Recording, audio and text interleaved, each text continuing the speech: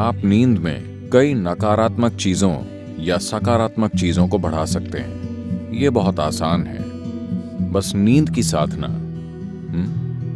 तो एक अलार्म से अचानक जागना जीवन जीने का सबसे अच्छा तरीका नहीं है।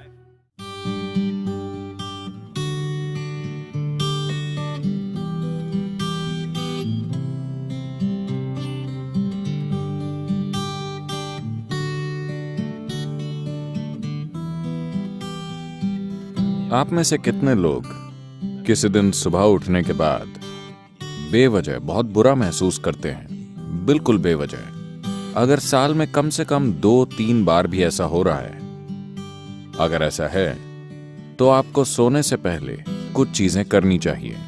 ये बहुत ही महत्वपूर्ण है, क्योंकि आपको समझना चाहिए कि आप नींद में कई नकारात्मक चीजों या सकारात्मक चीजों को बढ़ा सकते हैं।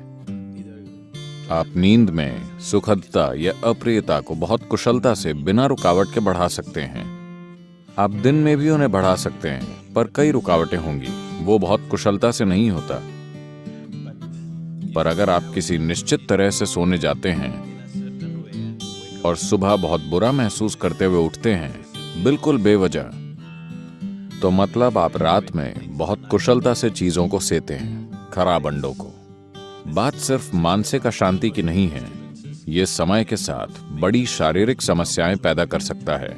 ये महत्वपूर्ण है कि आप इन चीजों को अपने जीवन से हटाएं।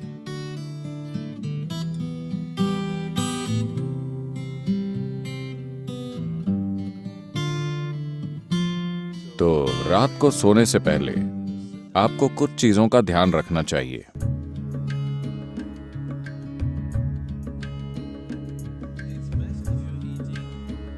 अगर आप मांस और वैसा भोजन करते हैं तो उसे सोने से कम 3 से 4 घंटे पहले खाएं, ताकि पाचन पूरा हो जाए। सोने से पहले थोड़ा पानी पीकर सोने जाएं। आप देखेंगे कि इसी से वो ठीक हो जाएगा।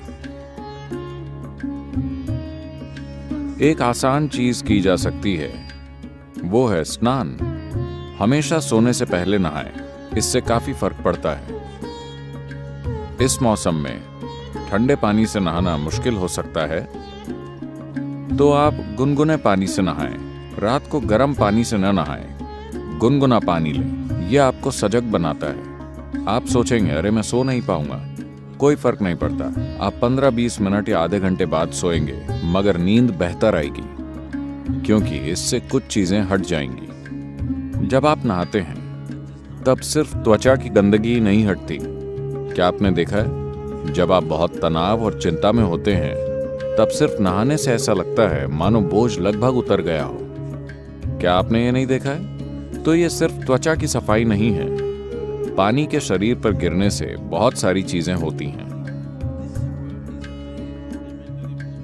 स्नान एक बहुत बुनियादी भूत शुद्धि है, क्योंकि आपका शरीर 70% से अधिक पानी है। अगर आप उस पर पानी गिराएं तो एक तरह का शुद्धिकरण होता है, जो त्वचा की सफाई से परे है।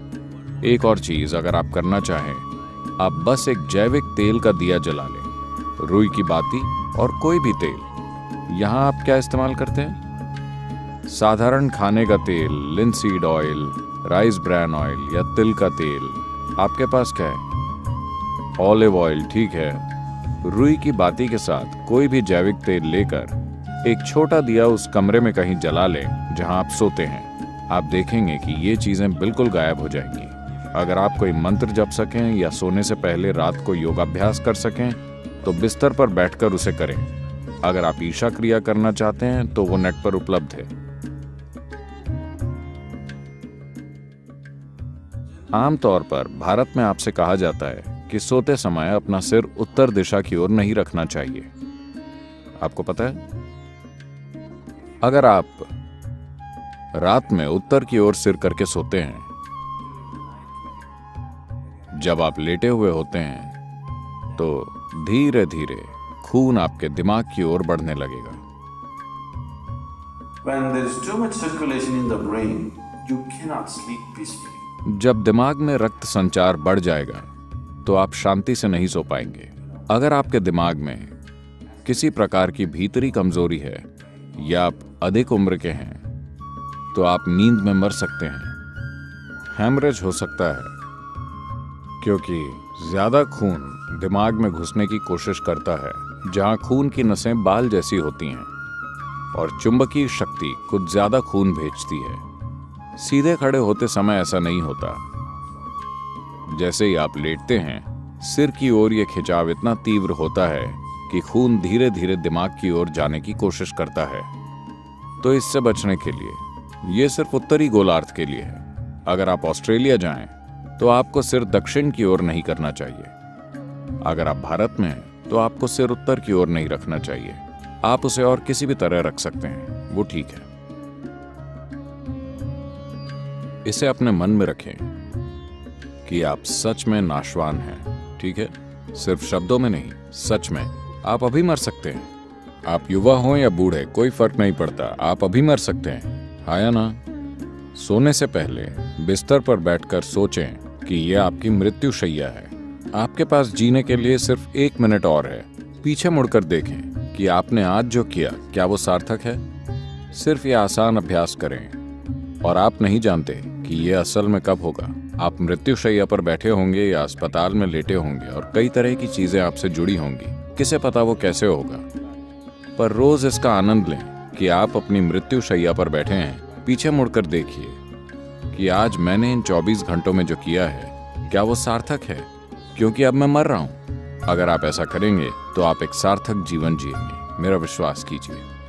तो रोज रात को सोने से पहले आप सभी को ऐसा करना चाहिए। आखिरी 3 मिनट, जो भी चीजें आपने इकट्ठा की हैं, शरीर, मन की बातें, चीजें, छोटी चीजों को अनदेखा मत कीजिए। ये छोटी चीजें बड़ी चीजें हैं। मैंने देखा है कि कैसे लोग अपना तकिया भी लेकर चलते हैं क्योंकि वो बहुत महत्वपूर्ण है। तो आपका तकिया, आपकी चप्पल, अगर आपके रिश्ते हैं, सब कुछ जो आपने इकट्ठा किया है, उसे एक ओर रखकर सोइए। अगर आप इस स्थिति में सोएंगे तो आप अधिक रोशनी, अधिक ऊर्जा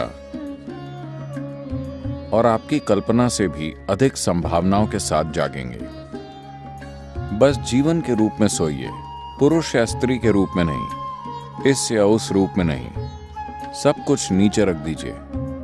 बस ये बहुत आसान है, सिर्फ नींद की साधना। कम से कम इतना आपको करना चाहिए।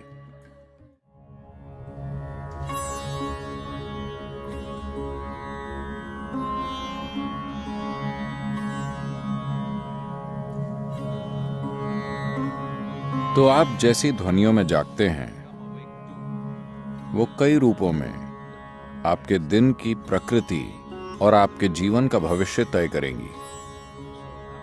तो एक अलार्म से अचानक जागना जीवन जीने का सबसे अच्छा तरीका नहीं है। अच्छा होगा कि अगर आपकी नींद, जिस तरह का भोजन आप करते हैं और जिस तरह के विचार और भावनाएं अपने अंदर रखते हैं, और आपने अपने शरीर में जीवंतता का जो स्तर बनाए रखा है, उससे तय होगा कि आपको कितनी नींद की जरूरत है। मान लीजिए आपको 8 या 12 घंटे की नींद की जरूरत है। मैंने गलत संख्या बोल दी। आपको जितनी भी नींद चाहिए, आप अपनी जरूरत जानते हैं। So you go to bed early enough. तो पर्याप्त जल्दी सोने चले जाएं ताकि आप अपने आप जाग सकें। अगर आप खुद जागते हैं और मान लीजिए आपको संदेह है कि आप जाग पाएंगे या नहीं, तो अगर आपके पास कोई मंत्र है, अगर आप किसी वैराग्य मंत्र से जुड़ गए हैं, तो आप उसका इस्तेमाल कर सकते हैं। शारीरिक रूप से आपका एक महत्वपूर्ण पहलू है आपका हृदय, जो आपके रक्त संचार के लिए पंपिंग स्टेशन है, जो शरीर में जीवन भरता है। ये ना हो तो कुछ नहीं होगा। ये बाईं तरफ से शुरू होता है। तो आपको पता है, भारत में आपसे कहा जाता है कि आप जब जागें तो आपको दाहिनी तरफ करवट लेकर उठना चाहिए। बताया है, अगर आप बाईं तरफ करवट लेकर उठेंगे तो आपके साथ खराब चीजें होंगी। खराब चीजें उस तरह नहीं, जब आप आराम की स्थिति में होते हैं, जब शरीर आराम में होता है, तो मेटाबॉलिक क्रिया धीमी होती है। जब आप उठते हैं तो सक्रियता में एक उछाल आता है। इसीलिए भारत में कहा जाता है, देखिए ये चीजें जीवन का हिस्सा थीं, इन्हें आप छोड़ रहे हैं। जीवन का पूरा विज्ञान जीवन का हिस्सा था। आपसे कहा गया कि सुबह जागने से पहले अपनी हथेलियां आपस में रगड़कर ऐसे देखना चाहिए। Not see like this. You must place it upon your eyes. देखना नहीं, आपको उसे अपनी आंखों पर रखना चाहिए। आप ऐसा कीजिए, आपको भगवान दिखेंगे। ये भगवान देखने के बारे में नहीं है। अगर आप इन दोनों को साथ रगड़ेंगे तो सभी नसों के सिरे, आपके हाथों में ढेर सारी नसों के सिरे होते हैं। अगर आप ऐसा करते हैं तो शरीर तुरंत जाग जाता है। अगर आपको नींद आ रही है तो ऐसा करके देखिए, सब कुछ जागृत हो जाता है। तो सुबह शरीर को हिलाने से पहले आप उसे जगाइए और फिर इसे अपनी आंखों पर रखिए।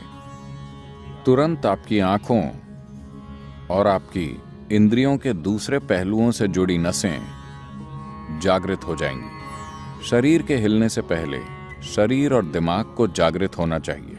इसके पीछे यही मकसद है, समझे? तो आप ऐसा कीजिए और फिर अपनी दाहिनी ओर करवट लेकर उठिए। आज अगर हम सब सोते हैं तो दुनिया में कल सुबह लगभग 2.5 लाख लोग नहीं जागेंगे प्राकृतिक मृत्यु के कारण। मान लीजिए आप कल सुबह जागे, आपकी गारंटी है? क्या आप गारंटी कार्ड के साथ आए? कोई गारंटी कार्ड नहीं। तो मान लीजिए आप जाग जाते हैं। बस इतना कीजिए, मैं बता रहा हूं, यह आपकी आध्यात्मिक प्रक्रिया का एक सरल पहला कदम है। कल सुबह जब आप जागें तब जांचिए आप वाकई जगे हैं या मर गए हैं। अगर आप जगे हैं तो एक छोटा सा जश्न तो बनता है। आपको उठकर नाचने की जरूरत नहीं है, कम से कम आप मुस्कुरा सकते हैं कि अब भी जीवित हैं। 2.5 लाख लोग मर गए, वो आपकी और मेरी तरह थे। They went off, isn't it? उड़ गए, है ना? कहीं भी देखिए वो नहीं मिलेंगे। यहां मैं अब भी जीवित हूं। एक बड़ी मुस्कुराहट आप देंगे?